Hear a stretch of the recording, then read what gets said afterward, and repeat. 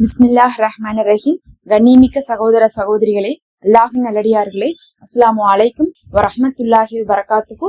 அல்ஹம்துலில்லாஹ். அல்லாஹும்ம ஸல்லி அலா முஹம்மதின் வஅலா ஆலி முஹம்மதின் வபாரிக் வஸல்லிம்.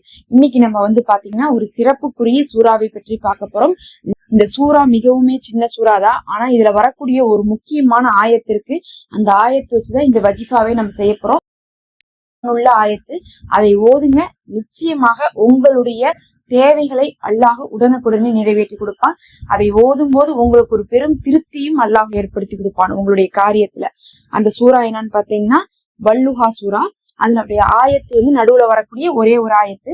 அது என்ன ஓதணும் அப்படிங்கறத நான் சொல்றேன். ஃபர்ஸ்ட் இந்த சூறாவை என்ன பண்ணணும்னா நீங்க ஒரு தடவை ஓதிக்கணும் முழுசா. ஓதும் போது நடுவுல பாத்தீங்கன்னா என்ன ஆயத்து வரும்னு பாத்தீங்கன்னா வலசோஃப யுகுதீக்க ரப்புக்க ஃபத்தர்லா அப்படின்னு சொல்லிட்டு ஆயத்து வரும். வலசோஃப யுகுதீக்க ரப்புக்க ஃபத்தர்லா, உம்முடைய இறைவன் வெகு சீக்கிரத்துல உமக்கு உயர் பதவிகளை கொடுப்பான், அப்போது நீ திருப்தி அடைவீர் அப்படின்னு சொல்லக்கூடிய அந்த ஆயத்து. அந்த ஆயத்து வரும்போது நிறுத்தி நீங்க 9 தடவை ஓதணும். சூறா ஓதணும். ஓதும் போது நடுவுல இந்த ஆயத்து வந்த உடனே, இது 5வது ஆயத்து, இந்த ஆயத்து வந்த உடனே நிறுத்தி 9 தடவை ஓதணும். ஓதிட்டு அதுக்கப்புறம் மிச்சம் இருக்கிறத ஓதி முடிச்சிடணும். புரிஞ்சுங்களா? சூறா ஒரு தடவை தான். ஆயத்து மட்டும் நடுவுல வரும்போது அந்த 5வது ஆயத்து வரும்போது நிறுத்தி 9 தடவை ஓதிட்டு அதுக்கப்புறம் இந்த சூறாவை கண்டினியூ பண்ணி முடிச்சிடணும். இப்ப இந்த சூறால என்ன இருக்குதுங்கிறத தெரிஞ்சுக்கோங்க. இது நபி ஸல்லல்லாஹு அலைஹி வஸல்லம் அவர்களுக்கு நற்செய்தி கூறப்பட்ட ஒரு சூறா. அல்லாஹ் இந்த சூறாவுடைய ஆரம்பத்திலேயே முற்பகலின் மீது சத்தியமாக, ஒடுங்கி கொள்ளும் இரவின் மீது சத்தியமாகன்னு சொல்லிட்டு பகலின் மீதும் இரவின் மீதும் அல்லாஹ் சத்தியம் செய்யறான். யார் ஒரு விஷயத்தின் மீது சத்தியம் செய்ய முடியும்னா அந்த விஷயத்தை படைத்தவனும் அதுக்கு ஆதிக்கம் உள்ளவங்க மட்டும்தான் செய்ய முடியும். அப்படி பார்க்கும்போது அல்லாஹ் பார்த்தா பகலின் மீதும் இரவின் மீதும் சத்தியம் செய்கிறான். அடுத்தது பார்த்தா உம்முடைய இறைவன் உண்மை கைவிடவும் இல்லை வெறுக்கவும் இல்லைன்னு அல்லாஹ் சொல்றான். அல்லாஹ் என்ன சொல்றான்? உங்களை யாரையும் நம்ம வெறுக்கவும் இல்லை கைவிடவும் இல்லைன்னு சொல்லிட்டு அல்லாஹ் சொல்றான். நம்ம கொடுக்கக்கூடிய சோதனையை வச்சு நம்மளை அல்லாஹ் வெறுத்துட்டான் கைவிட்டுட்டான்னு நம்ம நினைக்க கூடாது. அல்லாஹ் சோதிக்கிறது மூலமாக என்ன பண்றான்? நம்மளை வெறுத்ததாகவோ இல்ல கைவிட்டதாவோ அர்த்தம் இல்ல, மேலும் பிந்தியது முந்தியதை விட மேலானதாக இருக்கும் அப்படின்னு சொல்லியிருக்கான் அல்லாஹ். அப்படின்னா என்ன அர்த்தம்னா, இப்ப நீங்க படுறதை விட, அதாவது இந்த இம்மையை விட மறுமை உங்களுக்கு சிறந்ததா இருக்கும். இம்மையில சோதனை இருக்குன்னு கவலைப்படாதீங்க, மறுமையில உங்களுக்கு சிறந்ததை கொடுப்பதற்காகத்தான் அதை கொடுக்குறேன்னு அல்லாஹ் சொல்றான். சொல்லிட்டு 5வது வசனம், உம்முடைய இறைவன் வெகு சீக்கிரத்தில் உமக்கு உயர் பதவிகளை கொடுப்பான், அப்போது திருப்தி அடைவீர். அதாவது நம்ம எதிர்பார்த்து கொண்டிருக்கக்கூடிய உயர் பதவிகளை அல்லாஹ் கொடுப்பான். அப்ப நம்ம என்ன பண்ணுவோம்? சந்தோஷப்படுவோம். இப்ப இருக்கிற நிலைமை என்ன ஆகும்? மாறி போகும். எனவே நபியே, அவன் உம்மை அனாதியாக கண்டு அப்பால் உமக்கு புகலிடம் அளிக்கவில்லையா? ஃபர்ஸ்ட் அல்லாஹ் என்ன பண்ணான்? நபி ஸல்லல்லாஹு அலைஹி வஸல்லம் அவர்களை அனாதையா படைச்சான். அதுக்கப்புறம் என்ன ஆச்சு? அவர்களுக்கு ஒரு புகழை கொடுத்தான். புகழ்னா எந்த அளவுக்கு புகழ்? இந்த மனித குலமே பாத்தீங்கன்னா அவர்களை பத்தி இன்னைக்கு பேசிட்டு இருக்கு.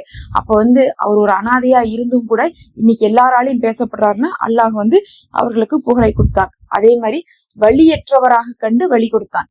அதாவது என்ன வழி தேர்ந்தெடுக்கிறதுன்னே தெரியாம 40 வயசு வரையும் அவர்கள் இருந்தாங்க. அதுக்கப்புறம் தான் அல்லாஹ் வஹியை கொடுத்தான். இப்ப நம்ம பிறக்கும் போதே முஸ்லீமா பிறக்கிறோம், ஆனா அவர்களுக்கு அப்படி எல்லாம் கிடையாது. அப்ப அவர்கள் தேடுதல்ல இருந்தாங்க. அப்ப அவர்களுக்கு அல்லாஹ் இஸ்லாத்தை நேர்வழியாக கொடுத்தான். இன்னும் தேவையுடையவராக இருந்தவரை தேவையற்றவராக அல்லாஹ் தான் மாத்தினான். நிச்சயமா நமக்கு அல்லாஹ் இடத்துல தவிர வேற யார் இடத்துலயும் தேவையில்லாம மாத்துறதே ஒரு பெரிய தன்மை. அது அல்லாஹ்வாலதான் கொடுக்க முடியும். அதுக்கப்புறம் அல்லாஹ் சொல்றான், அனாதையை கடிந்து கொள்ளாதீர், யாசிப்போரை விரட்டாதீர், உனக்கு கொடுத்த அருட்கொடைகளை அறிவித்து கொடுப்பீர். ஒரு 3 விஷயங்களை அல்லாஹ் சொல்றான். என்ன சொல்றான்?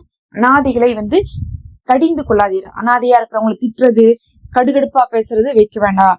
அதுக்கப்புறம் யாசிப்போரை விரட்ட வேண்டாம். யாசிப்போர்னா உதவி தேடுறவங்களை விரட்டாதீங்கன்னு சொல்றாங்க. ஆனா இன்னைக்கு முஸ்லிம்கள்ல பலரும் பாத்தீங்கன்னா முசாவருக்கு காசே கொடுக்கறது இல்ல. வந்தா என்ன சொல்றாங்க? கொடுத்துட்டா இவங்க திரும்ப திரும்ப வருவாங்க, இவங்களுடைய இம்சையே தாங்க முடியறது இல்ல, இவங்களுக்கு எல்லாம் கொடுக்கணும்னு அவசியமே இல்ல அப்படின்லாம் பேசுவாங்க. ஆனா அல்லாஹ் என்ன சொல்றான்? யாசிப்போரை விரட்டாதீர். உங்கள்ட்ட கையேந்தி கேட்கறவங்கள விரட்டை அடிக்காதீங்க, எதையாவது கொடுங்கன்னு நல்லா சொல்றான். அதே மாதிரி அனாதிகள்கிட்ட ரொம்ப நல்ல தன்மையோடு நடந்துக்கோங்க. அனாதையா இருக்கிறவங்களை கேட்கிற கால் இல்லைன்னு சொல்லிட்டு கடிந்து கொள்ளாதீங்கன்னு நல்லா சொல்றான். சொல்லிட்டு உமக்கு நாம கொடுத்த அருட்கொடைகளை அறிவித்து கொடுங்க அப்படின்னு சொல்றாங்க. நபி அவர்களுக்கு கொடுத்த அருட்கொடைகள் எத்தனையோ இருந்துச்சு. அதுல ரொம்ப முக்கியமாக நபித்துவமும் அதுக்கப்புறம் குரானுமாக இருந்துச்சு. அதை அவர்கள் நமக்கு அறிவித்து கொடுத்தாங்க. அதே மாதிரி நம்ம வாழ்க்கையில இருக்கக்கூடிய அருட்கொடைகளை நம்ம பிறருக்கு என்ன பண்ணணும்? தெரிவிக்கணும். நம்ம நம்மளுடைய அருட்கொடைகளை உணர்ந்து அதை நம்ம என்ன பண்ணணும்? அதன்படி அல்லாஹ்வை புரிந்து நன்றி செலுத்தி நம்ம வாழணும். அல்லாஹ் பாத்தீங்கன்னா இதைதான் சொல்றான். இந்த சூறாவை தான் நீங்க ஒரு முறை ஓதணும். அந்த வலசோஃப யுகுதீக்க ரப்புக்க ஃபத்தர்லாவை 7 முறை ஓதணும். இதை நீங்க பாத்தீங்கன்னா மக்ரீபுக்கு பின்னாடி ஓதிக்கொள்ளுங்க. இது ரொம்ப சிறப்பா இருக்கும். இன்னைக்கு முடிஞ்சா இன்னைக்கு ஓதுங்க, இல்லைன்னா நாளைக்காவது ஞாபகம் வச்சு என்ன பண்ணுங்க, ஓதிருங்க. ஏன்னா சில டைம் நம்ம இந்த வீடியோ பார்க்கும் போது லேட்டா பார்ப்போம். அதனாலதான் நம்ம சொல்றோம், முடியாதவங்க அடுத்தடுத்த நாட்கள்லயாவது ஓதிக்கொள்ளுங்க. அல்லாஹ்வே போதுமானவன். நம்ம பயன் தரக்கூடிய அமல்களை போட்டுட்டு இருக்கோம். மறக்காம சப்ஸ்கிரைப் பண்ணிக்கோங்க. நம்ம சேனல்ல மெம்பர்ஷிப் இருக்குது. ரமலான்ல ஒரு ஹதியாவாக அதுல ஜாயின் பண்ணிக்கோங்க.